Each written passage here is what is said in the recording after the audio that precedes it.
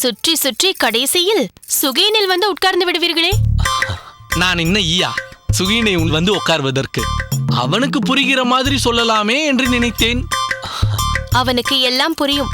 எல்லாம் தேவையில்லாத முரட்டு பிடிவாதம். சரி விடு பெரிய பிராட்டி. குழந்தைக்கு என்னவோ தோன்றிவிட்டது. ராமானுஜனுடன் தான் படிக்க வேண்டுமென்ற இதில் என்ன பெரிய தவறை கண்டாய்? நான் மயூரவண்ணனிடம் பேசி கோவிந்தனை அங்கேயே சேர்த்து விடுகிறேன். சரி அத்திம்பேர், நீங்கள் சேர்த்து விடுவீர்கள். மதுரமங்கலத்திலிருந்து தினமும் இவனை யார் கொண்டு வந்து விட்டு அழைத்து கொண்டு போவது? எதற்காக கொண்டு வந்து விட்டு அழைத்து கொண்டு போக வேண்டும்? அவன் இங்கேயே இருக்கட்டும். நான் எல்லாவற்றையும் பார்த்துக் கொள்கிறேன். ஐயோ அக்கா, என்ன இது?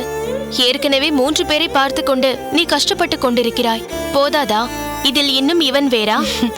இதில் என்னடி பெரிய கஷ்டம்? அவன் என்ன பெரியம்மா இடுப்பிலா ஏறி உட்கார்ந்து கொள்ள போகிறான்? அவன் வேலைகளை அவன் பார்த்து கொள்ள போகிறான். அதுவும் இல்லாமல் அவன் இங்கே இருந்தால் என் பக்கம் திரும்பி கூட பார்க்க மாட்டான்.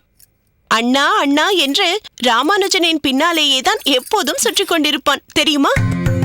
சரி அக்கா, ஆனால் அவனை இங்கு விட்டுவிட்டு பிள்ளையை பார்க்காமல் என்னால் இருக்க முடியுமா? பெரிய பிராட்டி, மதுரமங்கலம் என்ன தொலையாத தூரமா இருக்கிறது? 1-2 வந்து பார்த்து விட்டு போயேன். அக்கா அகத்திற்கும் அடிக்கடி வந்தது போல் இருக்கும் இல்லையா? காந்திமதி சொல்வதுதான் சரி. இவன் பெரியப்பா வீட்டிலேயே இருக்கட்டும். அம்மா, நீ என்னை பார்க்காமல் இருக்க முடியாது என்று சொன்னாய் அல்லவா?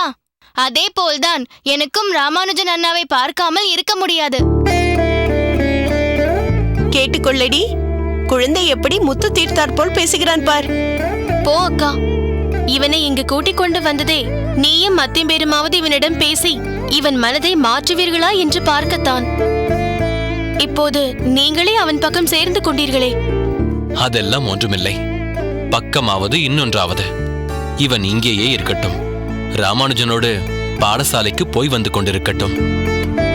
நாங்கள் இவனை பத்திரமாக பார்த்துக் கொள்கிறோம். ஆமாம்மா பிள்ளை, ஒரு கவலையும் வேண்டாம். கோவிந்தன் எங்களோடையே இருக்கட்டும், இங்கேயே படிக்கட்டும். நான் நாளைக்கே மயூரவண்ணனை பார்த்த இவன் படிப்புக்கு ஏற்பாடு செய்து விடுகிறேன். கோவிந்தா, நீ நாளையிலிருந்தே உன் அண்ணனோடு பாடசாலைக்கு போகலாம். என்ன? சாதித்து விட்டாயடா மகனே. என்ன இப்பொழுது உனக்கு சந்தோஷம்தானே? கோவிந்தா, உன் சந்தோஷத்திற்காகத்தான் உன்னை இங்கு விட்டு விட்டு போகிறோம். பெரியம்மாவையும் பெரியப்பாவையும் படுத்தக்கூடாது. உன் தங்கைகளோடு சண்டை போடக்கூடாது. சமர்த்தாக இருக்க வேண்டும். புரிகிறதா? போதுமடி, எல்லாம் அவன் சமர்த்தாகத்தான் இருப்பான். நீ ஒன்றும் கவலைப்படாதே, இல்லையா கோவிந்தா?